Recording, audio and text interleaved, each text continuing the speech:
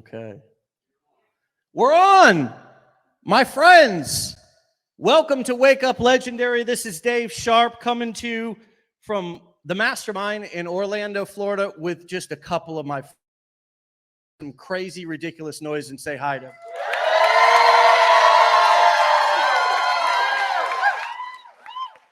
We just blew out some speakers on some old raggedy PCs right there. That was awesome. That was awesome. Well, my friends, as promised, I told you yesterday that we would be here. There was a couple of new people who were watching yesterday for the first time. They were like, what's this guy talking about? You know, they're not going to be anywhere. He's sitting in his mom's basement. Well, here we are. Here we are. I left mom's basement to come out here, hang out with all of these amazing people. We do these 3 or 4 times or every 3 or 4 months, sometimes a year. The next one that we're going to be doing is actually in, anybody know? Wow, Cajun country. Hello. Okay, yeah, New Orleans. We're going to be in we're going to be Mardi Gras it up. We are going to be beads, Cajun life, the whole thing. And so we are so glad that you guys are here with us this morning, and we're going to be discussing, interviewing, talking, laughing, maybe crying, all those things. But you can't, you're not going to be able to stay for long. We're going to just give you a little sneak peek, and then we're going to kick you out, and we're going to have an awesome event here this weekend. Jalen, are we good as far as being able to see up here? Because I'm going to do some hypnosis. We're going to be having some people run around the room, asleep. And my favorite is as chickens. Do we have any volunteers? No, I'm just playing. We won't be doing that. Nobody will come back tomorrow if I did that. And so if this is your first week of being in Legendary, being on Wake Up Legendary, we want to welcome you to our community. We take your presence here very seriously, whether you want to come to a mastermind and kind of learn in person and be with us and hang and party and all that, or whether you want to just chill there in the safety of your own home and kind of check us out and feel us out. My invitation to you is to, like so many of our guests have said, even this week, give yourself a chance to go through the training. Give yourself a chance to go through the training. Actually go through the curriculum and just absorb it all up. Here's the other thing that I invite you to do. Watch these Wake Up Legendaries every morning, right? Get on the list. Anybody know the phone number? 813-296-8553. Is that it? Wow. I was actually just surprised myself right there. You can text WUL to 813-296-8553, and we'll send you a little text message reminder every morning. And if at any time throughout this Wake Up Legendary you want to get started and say, hey, these guys are pretty interesting. Actually, there's a lot more gals here than guys, so probably going to be, hey, these ladies are pretty interesting, right? Because I told the guys they need to step it up in the room, but that's a discussion for off camera, okay? You can go to legendarymarketer.com/enroll, ENROLL. And that's a little thing that everybody should know. See, we're doing a live right now. And for those of you who haven't gone live yet, it's a real powerful way to start to build, trust with your people. You should know your links. You should know your stuff to be able to tell people off the top of your head so you can send them to places throughout your life. Some of the best businesses, affiliate marketing businesses, have been built from going live, from doing webinars. Anybody, I know going live is a big step. Has anybody actually ever done a webinar in here? Yeah? For as a marketer or in a previous career? Okay. On Zoom, GoToWebinar back in the day or currently? Yeah. Yeah, before Zoom, it was only GoToWebinar, people. So we did GoToWebinars. I'm not saying you're old or anything. I'm just saying that that's what I did in the beginning as well. And this was, 13, 14 years ago.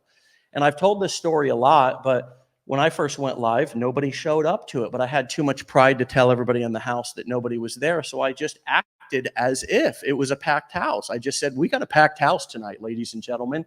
because I had told the whole house I needed quiet because we were going to be doing a webinar. I didn't have the humility to shut the computer down and say, well, we'll try again tomorrow. I didn't have that. I had too much pride. So what did I do? I got good at presenting live because I presented for nobody. And what happened was eventually during that webinar, 1 or 2 people came on and they were like, wow, this is on and popping. He's going strong. But it was because I wasn't waiting for anybody to come on. And that's a big piece of success, is that you can't wait for people to give you permission to get going. You have to go. And people have to walk in the room and feel like, oh shit, he already started. She already started. Let me sit down quietly. Not come into the room, you're waiting on them, and they go, oh, am I the only one here? Wow. Interesting. When's everybody else getting here? Kind of like a party, right? What do you do at a party? When the party starts, you set the vibe before the first guest gets there. You don't wait till 5 people arrive to the party and say, okay, we're going to turn down the lights now, everybody. We're going to start. No, you turn the lights down. You start the music at the beginning. So when that first person walks in, they're like, oh, shit, okay. How you doing? Like, okay, right? Kind of dark. They can, because those first people, they kind of want to just come in and just kind of like play the wall, right? They don't run right out into the dance floor like, oh, shit. They, okay, it takes a while for people. You ever been to a party? You're going to be at a party tomorrow night. This is what's going to happen. Can I predict tomorrow night? Everybody's going to come in, get a drink, chill, like, okay, what's the vibe? Okay, we got any dancers? Okay, any dancers in the house? Me too, shit. I like to get my groove on. But I don't go immediately I don't walk right in and go, okay, oh shit.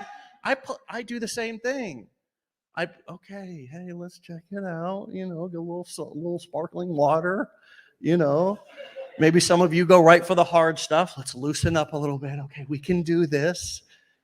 That's what your audience feels like. So it's your job to make them feel comfortable. It's your job. That's the difference between being an employee and an entrepreneur and a business owner. It's no longer your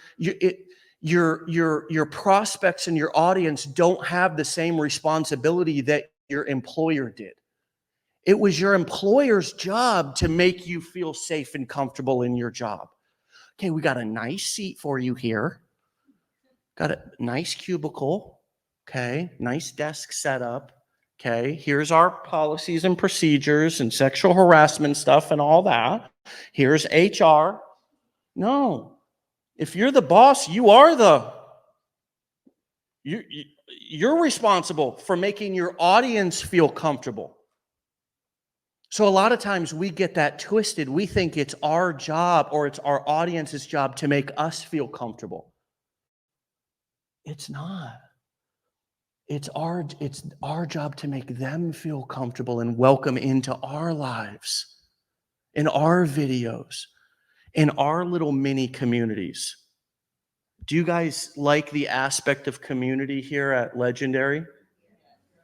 Well, you should be building your own little communities. That's where you take the next step out into the marketplace and start building a place for people to feel comfortable, to follow you. And it's not their job to root you on and say, you can go post it, you can go live, we're here cheering you. It's not your mommy. It's not, it's not grandma who shows up to all your baseball games or your dances, no matter how bad you are.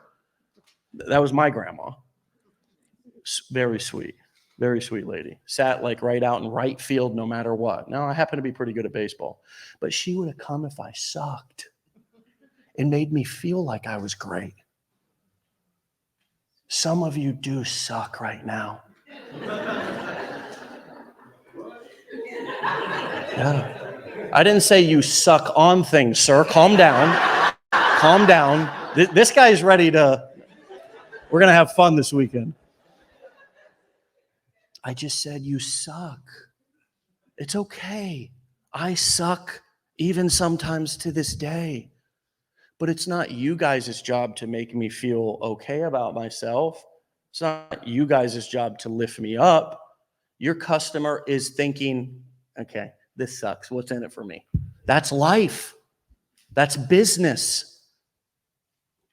We have to set our feelings aside. Our feelings are not facts. It's just a damn fact that you feel. They are not any determining factor of your success or ability to be successful.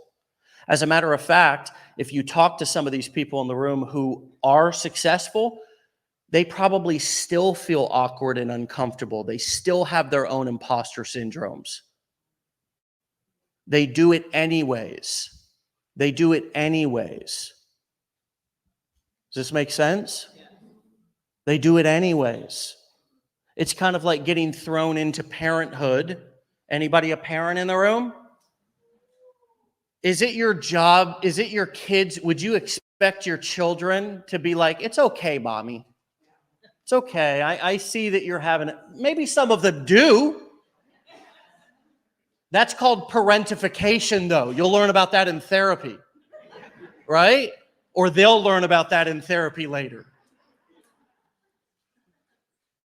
No, it's our job. And guess what? Hey, whether you're ready or not, you just show up and do your job as a parent. You protect, you take care of, you provide for. You don't, and guess what? I'm not equating your audience and your clients, all of you out there watching, I'm not equating you all to children, but I'm saying this is the mentality of a servant-driven leader. I'm here to serve you. There's a certain aspect of humility that comes along with that. Our egos are oftentimes bigger than our bank accounts. We let them get in the way. Well, I'm not doing that. I'm not going to be nice to this asshole who left this crazy comment. No, I'm going to show him I'm going to show him how smart I am and witty I am. And then not only is that person not going to buy, they never were, but you also show your ass to everybody else who is thinking about buying. The same way that you would and I almost had one of these moments. My son just started T-ball a couple of weeks ago, okay? And here's what I did, okay? Now, I'm a baseball player. I played a lot of baseball when I was young. And I remember 10, 11, 12 years old, my dad, God bless him, would take me out to the field. We'd hit a bucket of balls before practice.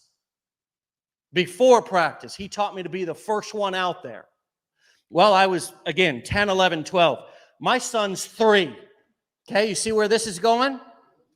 So I took his little ass out there at the first practice. We're going to get out there and we're going to hit a bucket of balls, son. Okay? And we did. And he did absolutely great. Slammed. We were in the batting cages. I mean, I felt like a real dad. I mean, even my daughter was over there who's 7, she likes to do, a ballet, and she does acro dancing and is wonderful. She wants to play baseball because I'm playing with Sam and she wants to be a part of that. And so even she's over there taking balls from my dad, who had a big health issue last year. And I'm just having a moment. I'm like, wow, this is awesome, right? So anyways, we get out on the field. Practice is about to start, right? This cat starts running the bases. I'm like, wow, we got a winner here, right? I mean, 4 times around the bases. Now, all of a sudden, practice actually starts. Guess who's got any energy left? Guess who is now sitting on the baseball field in the dirt, throwing dirt? The coach is like, come on, guys, we're going to line up and bat. My son's the only one who wants to, and he don't want to do it. He don't want to do it. No, I'm not moving. I'm not even getting up. I'm tired. Did you see what we just did, Dad? I hit a bucket of balls and I ran around the bases 4 times. And I wanted to snatch his little ass up. Get your ass in that dugout and get ready to hit. Get that helmet on your. That's what I was feeling. It was my fault. My responsibility. I had to have that, okay, what can I change next time? I had to look at me and say, what? Okay, hey. And even one of the dads said, yeah, bub, you get about 1 good hour out of them every practice. So and he had a couple of older kids, you know. So I was like, good to know, man. Glad I learned that lesson on the very first practice of his life, you know, because I'm feeling like a real asshole right now, you know. And now here's the thing in how this ties into us as entrepreneurs. I could have very easily said, this kid, what the lazy. I mean, what's he doing? You know, I mean, embarrassing me. How dare you embarrass your father out here? I'm out here bringing you out early to hit a bucket of balls. I mean, what's going on? He's bad, right? He's having a rough time. Put it all on him. Don't we do that sometimes as entrepreneurs and new marketers? Well, I'm not getting the support that I need in such and such. Or the audience ain't acted right. Nobody's watching my videos. I wonder if I'm shadow banned. I wonder if I'm shadow banned. I wonder if, Mark Zuckerberg, he's got it out for me, that Mark. On Facebook and Instagram. I suck at both places. It must be them, not me. You know? Oh, these assholes are leaving nasty comments. People just don't understand. They don't get what I'm doing. They're such losers. Broke mindset. Yeah. Employee-minded people out here, right? We look just as bad when we act like that as I almost did, blaming it on my son for being, because here's the thing, I did that. I wore him out. The same way that when I start, my content sucks. It's okay. My content sucks at the beginning. That's why it's getting no views. That's why it's getting, guess what? Our first practice also sucked. It was hard for the whole family. We had other family members there too. I had my best friend there. I mean, it was a family thing. I had to have a talk with my mother after because she was like, she went into, he's really, talking about my son. I'm like, my son has nothing to do with this. This was my fault. But that's after 15 years of personal responsibility in both business and also in recovery. See, this whole business thing bleeds into our personal lives as well. We're not just going to be rock star leaders in our business and come home and be victims. We have to leave that victim mentality at the door. We have to start taking ownership of our life. How are you going to set boundaries in your home when you need to work? When you feel guilty because you haven't been there for your kids or whatever at your job, and now all of a sudden you're taking time to start a business, you have to get over that. Nobody's coming to save you. Dr. Phil, is not going to come sit in your living room and walk you through it. That's going to lead to Jerry Springer, rest in peace. We go crazy when we don't take personal responsibility because nobody's going to do what you want them to do. Not even your audience. A lot of times, not even your kids, not your spouse. Why? Because you don't have control over them. You have to influence them and lead them, not dominate them and force them. I had somebody say this on Wake Up Legendary yesterday. People hate to be sold. They love to buy. Just like kids hate to be told what to do, but they love to participate. So this is my new strategy. My son doesn't want to do, because they did a random coach selection. So I'm actually not a coach. I was somewhat disappointed in that, but it's okay. It was like some of the coaches found out just on like the day one. They were like, oh, coach such and such, come up to the front. Like it was like an open. And some of the guys were like, wow, that's news to me. Okay. Yeah. So I was like, so I'm the equipment manager. Okay, I went and bought balls and helmets and bats and shit. I'm the self-appointed equipment manager. So I'm out on the field and in the dugout. Here's what I'm going to do next time my son is too tired or doesn't want to participate. That's okay, son. I'm going to throw balls with Shep over here. I'm going to help out such and such. Because I learned a unique lesson actually in 12-step recovery. It's about attraction rather than promotion. We as marketers have to attract people to what we're doing. That's sort of the interesting thing about marketing. We think, some people think it's promote, slam, shove it down their throat. It's actually be the person who people say, I want what they have. So if you're in the baby niche, for example, I use this example all the time because it's kind of out there. It's creative, getting your baby to go to sleep tonight. I've had that struggle before. Anybody ever had that struggle? When you bring the baby home to get them to go and actually get a good night's sleep, right? Nobody except two of us. I mean, come on. Anybody ever had kids before, for God's sakes? They don't sleep through the night, and they wake up all the time. And so if you are on video and you're talking about a strategy that you used and you're talking about how the child's getting, good sleep, you're getting good sleep, you're waking up, you're refreshed, you've got some sanity. That's very attractive to people who would be listening to that, right? That's very attractive. And then we gently give them a call to action to go and check out, but we do it through more value. If you want to learn the top 3 things that I did to do this, I put them in an ebook. Go fill it out, and I'll send it right to your inbox. Our promoting is more like conversational invitations. Hold all my calls just hold my calls. Okay, all my calls. So I want to transition here. Does this make sense to everybody about the personal responsibility that this takes? Extraordinary personal responsibility. How many of you have had a challenge with that up until this point? The transition from employee to entrepreneur. Does anybody have the courage to be honest about that? That personal responsibility of, oh shit, everything falls on me now. And more than anything, the mindset that I need to have in order to own everything. Own everything.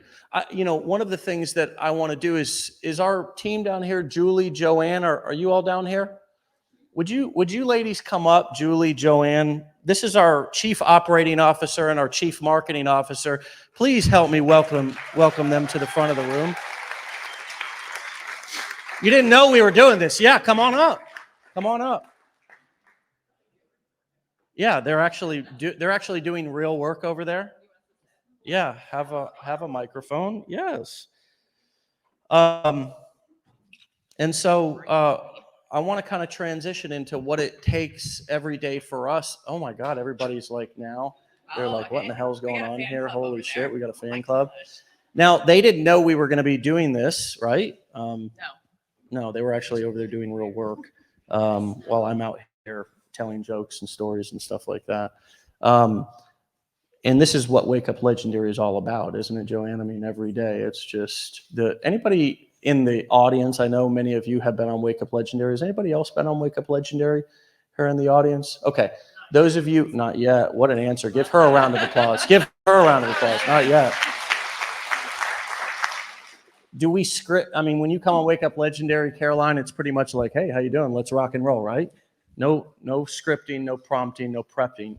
That's one of the things that's cool about these masterminds, I think, is that pretty much nothing's planned, except for the speakers have their presentations. We're talking about what it takes to be in business, right? And I want you to talk about Julie just briefly in a nutshell. So like an hour or so. You can go like up to an hour. I don't talk as much as you do. It's okay. I know. She's been listening to me for many years. Julie has worked with me for, and this is also an opportunity for you on Wake Up Legendary to kind of learn a little bit, from more than just me about what we're doing here at Legendary and kind of what it takes to run this sort of an operation. How many people, Julie, do we have inside of our operation at this point currently? Over 150. over 150 people. And what is it like in your experience to, and I know the first answer that you're going to think, because we think very much alike, is herding cats. But what is it like to be, she's pretty much in charge of everybody. What is it like to lead, to manage? And how would you describe from your perspective, the difference between leading and managing a team? Right. So I'll start with that first of all. You can manage processes.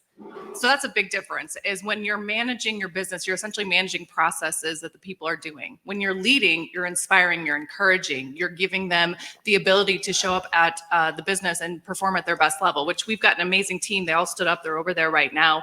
But we give them the ability to show up every single day and do what they're great at. And I hate micromanaging people. So I always take a step back and give them the ability to show up, do their best, and then step in and help guide them where they need to be guided. With a company this big, we didn't start out at 150 plus people. We started out. How many did we start out with? 2. It was just me and Dave, and it was almost 8 years ago. So we're going on 8 years that we have worked together, and it was just 2 people. And then he had this idea to start Legendary Marketer. And from there, we have steadily grown the company to where it's now over 150 people. We've got, an amazing staff of support people that you guys don't see that are behind the scenes. We have our sales team, which is amazing. So our business advisors that you've all interacted with at one point in time. But that has come through the amazing leadership that Dave provides every single day to our team, and his ability to just really inspire people. I mean, he's inspired all of you to be here today. And he inspires us in that same manner behind closed doors each and every day. And it's an amazing thing, but it takes a lot to keep this operation going. So for those of you that are like, oh, it's no big deal, I'm going to go start my own business and I'm going to create an affiliate program. It's not as easy as it looks. Sometimes we make it look really easy because you don't get to see all the inner workings of what goes on behind the scenes, the development, the websites that you have to keep running, the customer support that you have to have on staff.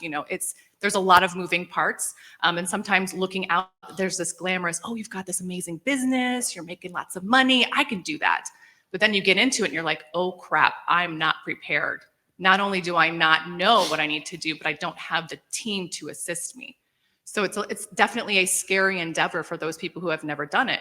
But let me tell you, you are in the right place to learn from the right people that are not only in this room, from Dave, myself, Joanne, and our amazing team over there, but from each and every one of you that are sitting next to each other, because you all have something unique to bring to the table and you all can learn from each other. So while you're here thinking, I'm going to learn from Dave himself, take a look at the person that's sitting next to you. And I guarantee that you'll probably learn something highly impactful from them as well. Yay! That's all I have to say. Joanne. Yes. Hello, sir. Hello. You have experience with a business, and that business is still operational. It is. And now in a leadership role here, helping us grow this company. Some would call it an executive role. I prefer leadership role. What have you learned, from both of those businesses? Like, what are the similarities? But then maybe also, what are the differences? Because we're all here to learn how to run an online business, not a brick and mortar business. She has a gym, I do. and it specializes in pole vaulting or gymnastics. So it's a kids sports facility. We do it all: competitive cheer, track and field, pole vault, preschool tumbling. Used to do the weekend birthday parties with the inflatables. I've done it all. So talk to us about what are the similarities? Like, we're talking about personal responsibility and sometimes the shock of that, right? The shock of like personal responsibility and all of the hats that you have to wear, right? As a business owner, you have to wear all the damn hats, and it can be really overwhelming. It can even be frustrating. So what are the similarities between, all the businesses that you're involved in or have been involved in? But then, what do you see that also is different from building an online business that may relieve some of the stress of the brick and mortar? So similarities, we'll start there. you have to hold yourself accountable. Doesn't matter what it is, what you're running. You have to show up every day. You have to lead. You have to guide. And you have to be willing to make hard decisions. It's not about making friends when you start adding staff and things like that. It's looking at longevity. And I think my biggest lesson that has really carried through, I opened that business when I was 21.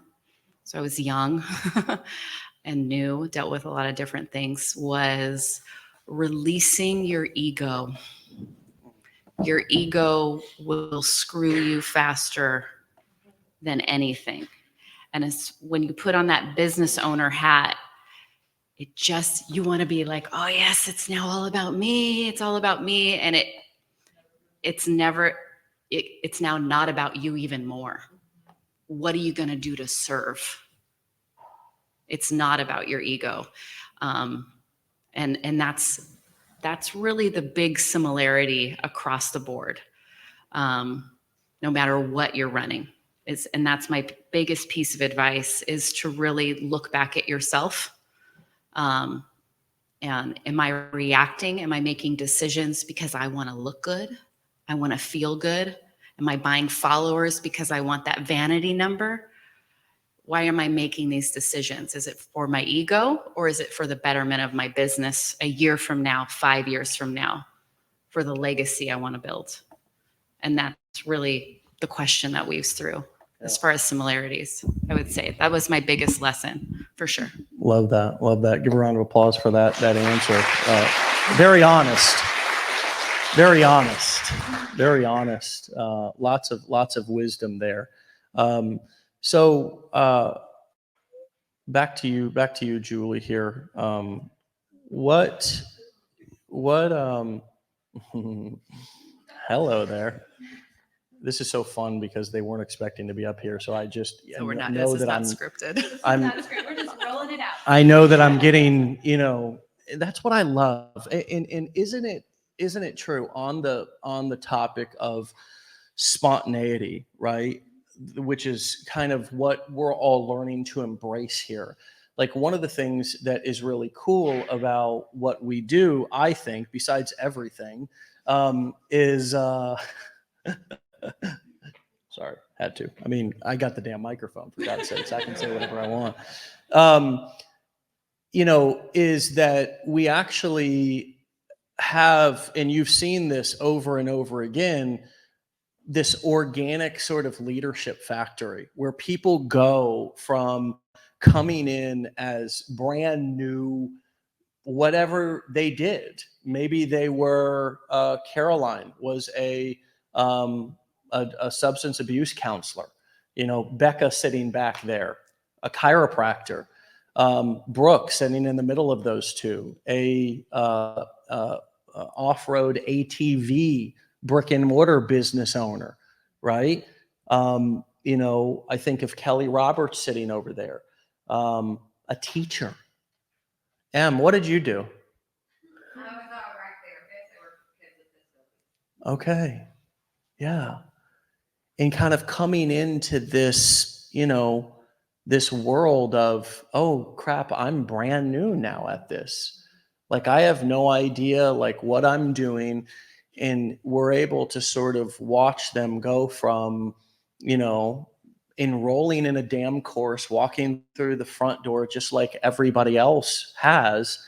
And then that journey to eventually, and by the way, coming to one of these masterminds and speaking on the stage is never a requirement.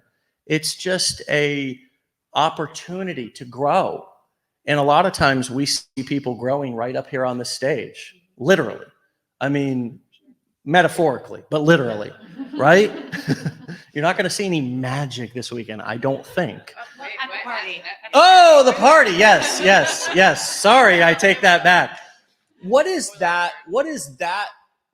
Embracing the unknown, Julie, going maybe from something else that you've done in your life where there was a certain element of certainty, and come here working with me. Of course, there's never any certainty, right? You never know what the hell I'm going to do or say, but also this business. So many times we have tried to predict the future. We have thought about what if we lose this or that. And it's always embracing the unknown is something that is where all the magic happens here. What has that been like for you? And do you trust it now that everything's going to be okay, that we're going to be successful? And what has that been like over the past 8 years or so to go from maybe needing certainty and she started out as my personal assistant. I think the very first thing that I ever asked you to do was something with PowerPoint. Yes. I mean, I got a good memory, don't I? So do you. To now, and you were probably like, I wonder what I'm going to get paid. Like, I wonder maybe. What has it been like, and what can you tell people about embracing the unknown and going from needing and being attached to outcomes and needing guarantees to embracing the unknown? So that's a great question, because when I started with Dave, my background is in operations. So there's always a certain level of certainty when it comes with like a role like that. So I was an operations manager for a very large retail company, and there was that guaranteed income that was always coming in. And also there was a guaranteed, I knew what I had to do every single day, and I knew how to, do processes and procedures and SOPs and stuff like that. So that was always my background. And so of course, when I come and I work with Dave, I knew him and I knew his ability to really, whatever he put his hands on, it was going to be successful. So, do you want more? Do you want more? Stop it. Stop it. So I knew that no matter what he was going to do, it would be successful. And yes, we've gone through some hurdles. I mean, we've had some ups and downs, and it's that knowing that we are always going to get through it.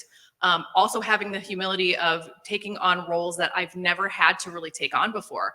While right now I am in an operations role, and I really kind of have been since the beginning, it's shifted and molded constantly since day one. So yes, I did start out as a personal assistant, answering emails, things of that nature, which honestly kind of was a step back from what I was doing in my, actual like corporate job, so to speak. But knowing that I could take a step back and I was eventually going to take 100 steps forward, that kept me motivated to keep on going and to have the humility to say, okay, I don't know how to do this, but I'm going to go figure it out. I'm not the expert at this, but I'm going to find somebody who is, and I'm going to learn from them. Some stuff was learning directly from Dave. And other things I had to venture out on my own and be like, well, how am I going to figure this out? Because he's not an operations guy. If you didn't know that, he's not a process-driven person. So he makes sure that he's surrounded by people. It's okay. I think they know this. You've already kind of let that cat out of the bag a couple of times. But he's not the person to go to for necessarily the operations questions. So I would have to go and find who's the expert in this area of something that I've been tasked to do, and have the humility to be like, I don't know this. Can you help me out? Or, what can I enroll in? What courses can I take? What training can I pick up on? So I think just having that, understanding and knowing that it all does work out in the end. I am that type of person who likes to have a plan and likes to know that this is the end goal. And sometimes we don't have an end goal. Sometimes we just know going into it that we know that we have a really great idea, but with this industry and the business that we are in right now, we really do not know what the end is really going to look like until we get there. And honestly, the end isn't here. We're always growing. We're always changing. The company is always looking for ways to keep on going, because we're in it for the long haul. Dave talks about that all the time. We're not part of this like pump and dump, like, yeah, let's get as much money as possible and then move on to the next thing. It's, well, how can we create a company that's around for the next 10, 15, 20, 25 years? Something that he could pass on to his kids if they wanted to run it in the future. So I think that's really, does that answer your question? More of an answer. Okay. What do you think, everybody?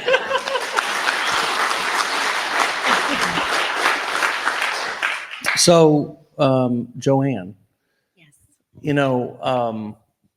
You have, speaking of multiple hats, speaking of what Julie just said in a very articulate and extremely clear way, just kind of taking us through the journey of what it's been like into the unknown and embracing that. You have done that here. You have been a business plan advisor, somebody who meets and talks with people as they're going through the challenge. You have worked as a kind of a junior marketing manager or somebody who just kind of started out at the bottom of the totem pole in that area of the company. Now she's our director of marketing, but also live training. So she also kind of, because our marketing is so much to do with our live training, and kind of that is the best way to market your business, is to showcase what your actual product is. So that's not a very common title or job description for people inside of a company. It's usually director of marketing and then director of product development or whatever. And sometimes they don't talk. And sometimes that can be a problem. It's like the marketing department is marketing something that they writing a check that their ass can't cash. Ever heard that happen inside of a? Well, that's what I've seen a lot in companies. Well, we like to try to integrate everything and show people what's happening. And she's done. It's been a brilliant role and also execution of the role. But talk to people about what it's been like to. And the importance of knowing every aspect of your business and having wore every hat inside of the company. For example, some people want to come in and say, let's just get right to outsourcing that. Let's just get right. What can I outsource? I'm actually going to build a business outsourcing everything first, and then I'll get to actually, right? So for example, a big example of that now would be ChatGPT and artificial intelligence. I don't need to learn copywriting because, well, I've got a robot that can do that for me. And so in turn, I don't really know what a good marketing message is because I've not really wrote it myself. And there's just say more about that from your perspective of both wearing all those hats in your brick and mortar business, but also here in the importance of then when you do have somebody who you're leading or managing, being able to actually have proper expectations of them. What's that been like for you? Right. Yeah, it comes back down to, are you trying to build a pump and dump business? This is a common right saying here today. Yep, pump and dump. That's the word of the week. I like that phrase. Weave that into it. Or I can. Or are you looking long term? If you're looking for that long-lasting business, ultimately you're going to have growth. That I would assume that would be the goal, which means you're going to hire people. How do you know who to hire? Who's the good hire? Who's the good copywriter? Who has the right skills you need to excel your business forward? And you don't know that unless you've done it yourself. Because you can go on Fiverr and find 500 different people and you're searching by price point, it's not going to work out. You won't find the person you actually need to grow your business that understands the messaging and the issue that you're trying to fill and complete. You have to know it. You don't know what a good funnel builder is to outsource until you've actually built some and know if they're blowing smoke up your ass. Excuse the language. But if you don't have the education around it, you don't know if they're, because some will, I've sat in interviews where they're trying to sound a certain way, and you know because you have that experience that, oh, this guy doesn't know anything. He thinks he does, but he doesn't. But if you didn't actually do it first, you would just believe everything they're saying to you. And now you've gone and taken your business down the wrong path, and it's going to be very costly. Bad hires are very costly.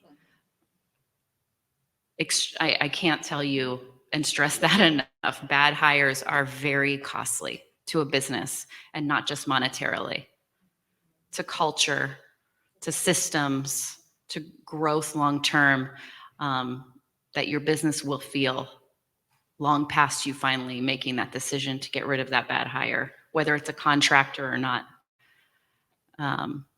So I think it's crucial to have full understanding of the hats you wear and that you've done them and you know what you need to fill to make sure you have somebody that's qualified and maybe even better than that skill than you are.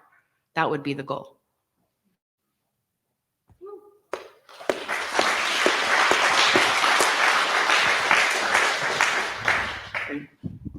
Tying that back into your original point about ego, that can be a big ego thing. Oh my gosh, am I going to bring in somebody who's actually smarter, better than I am? Right? It's like, ooh, do I have the guts to do that? Well, I found those guts somewhere, and I'm blessed to be, you can see some of our amazing team standing right over there. I mean, just the culture that we have, that we all create together and protect. You create the culture and then you protect it. And if you're the only person inside of your company right now, you are the culture. You are the culture. So however you act and however you think and whatever you say, however you carry yourself, you're not going to bring in somebody who is going to believe in your dream more than you do. You may find somebody with better skills, but you're not going to find somebody who's going to act more excited about what you're doing than you are. You can't hire culture. You have to create it. You can hire skills, you can hire intelligence, but you can't hire culture. You have to create that. And I'll tell you, then you have to protect it. And that's what you just touched on.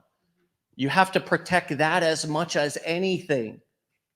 And that starts with your own mindset, the way that you look at your business, the way that you talk about your business.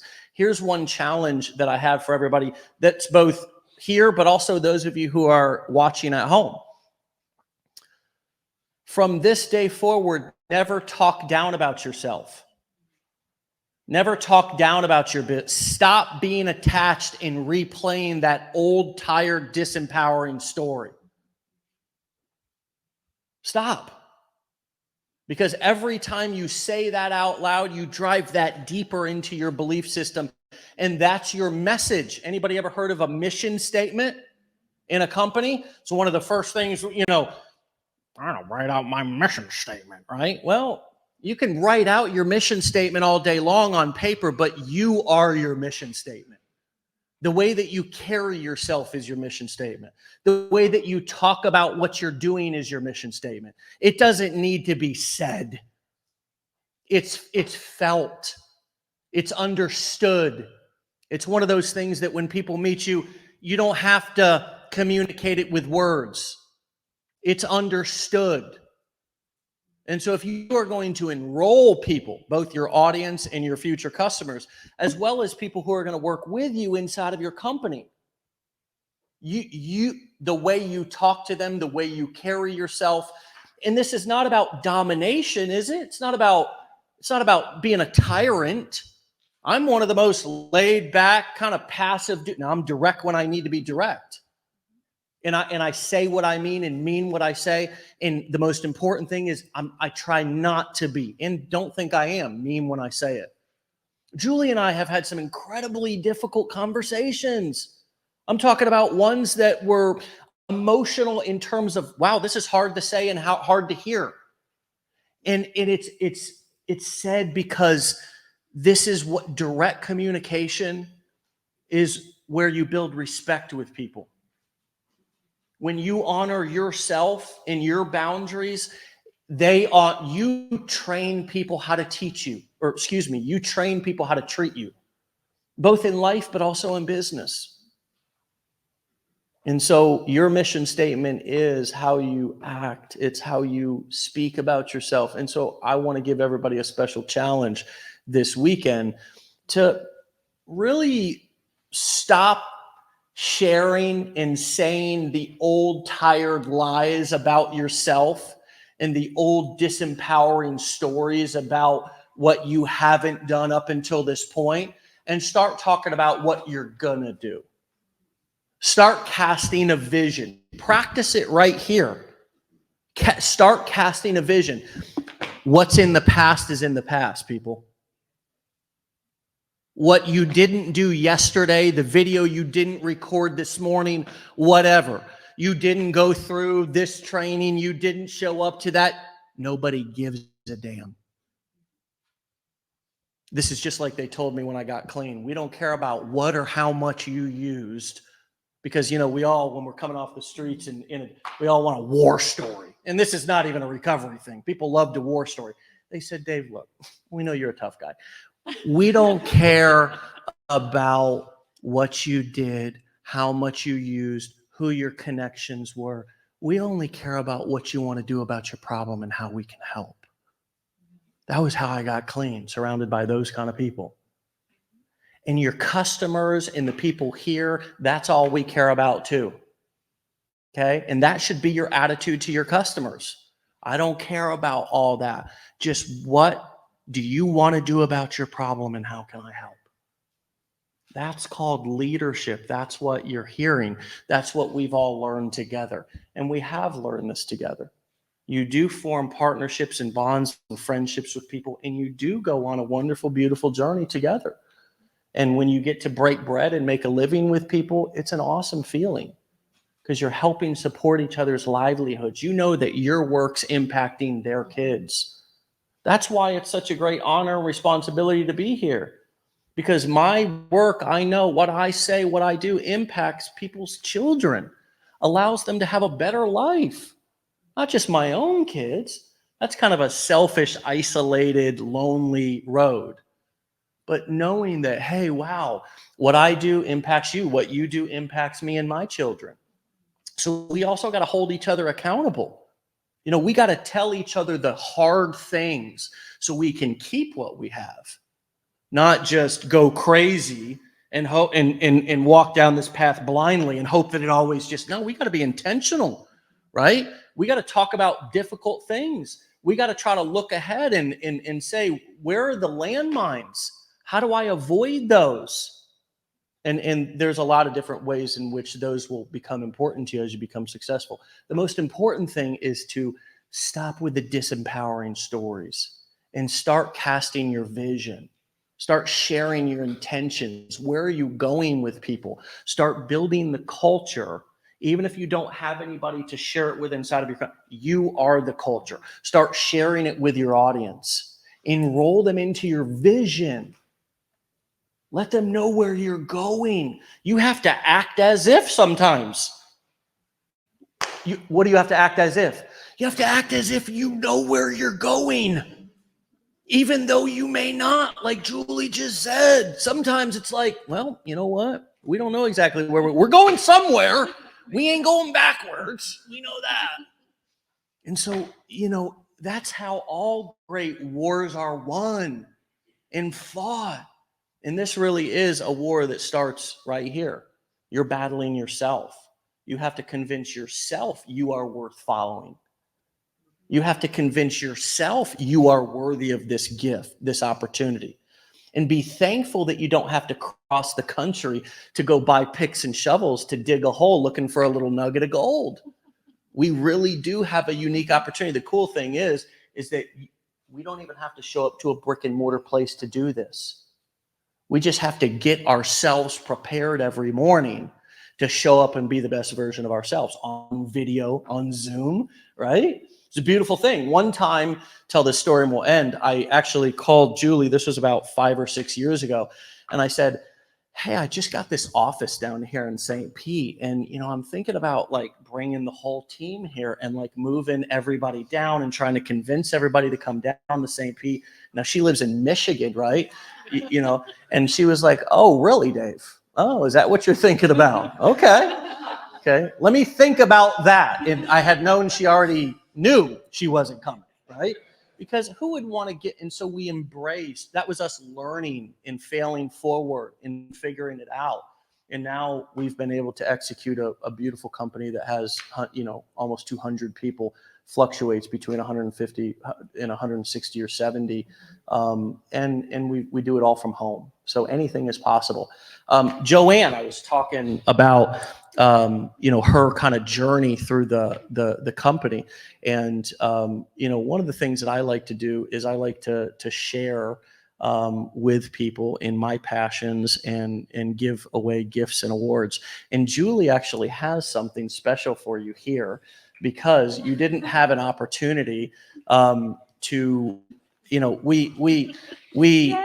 we recruited Joanne. We usually give these watches away to our, affiliates, and then also the people who are doing sales, BPAs inside of our company, when they reach certain milestones, specifically $1 million, right, in sales. And so what happened with Joanne was we kind of snatched that from her. We kind of robbed her of that opportunity to finish that particular role with that particular hat and do $1 million in sales as a BPA.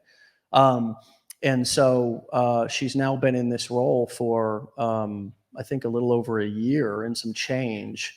And she has way far exceeded our expectations. I mean, she is somebody who is the best of the best, and not just at what she does, but also who she is, the culture, the leadership, everything about her is incredibly special. And she is just so deserving, because she protects what we have here, works hard, not only doing marketing and not only planning, but she facilitates live events. How many of you have been on Decade in a Day and seen her there in the comments?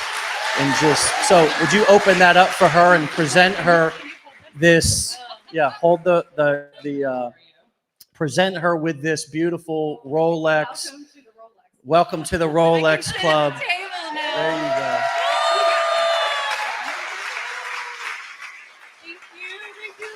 Thank you. Thank you so much.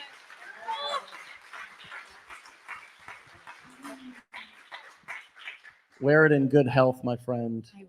Wear it Thank you. with pride and joy, and know that we appreciate everything that you do here for us all. Thank you. You're so welcome. Appreciate it. All right, off the stage they go. Let's give them a huge round of applause.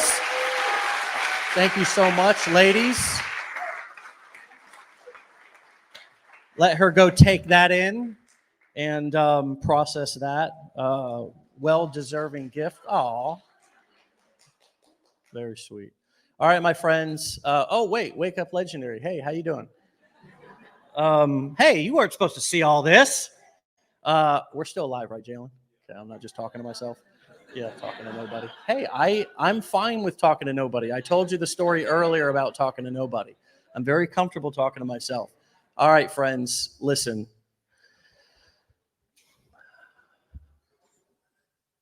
You ain't got to go home, but you can't stay here, okay? You didn't pay. Okay? So we will see you later. My friends, say goodbye to everybody out there on. Okay? You got to go, okay? I know it's tough. This is hard for me too. I'm crying inside, okay? This is tough. We hope that you can come to a future event and we get a chance to meet you and hang out with you. And if not, know that we will certainly continue to try to stream at least an hour on Friday and keep our commitment to showing up and doing these Wake Up Legendaries every single morning, Monday through Friday at 10 a.m. Eastern Time for you, so you can tune in and connect with what we're doing here and hear real stories. And hopefully this morning, hearing not just from a client, somebody who's gone through our training, but behind the scenes of some of the heart and the soul of the people who are, making things happen every day.